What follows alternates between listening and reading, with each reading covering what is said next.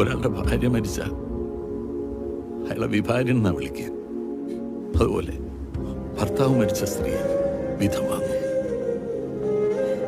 ഈ അച്ഛനും അമ്മയില്ലാത്ത കുട്ടികളെന്താ വിളിക്കുക? അനാഥ കുട്ടികളെന്നാ. പക്ഷെ മക്കളെ മരിച്ച അപ്പനമ്മ എന്താണ് വിളിക്കുക? അവരെന്താ വിളിക്കുക? ഒന്നും വിളിക്കാനില്ല.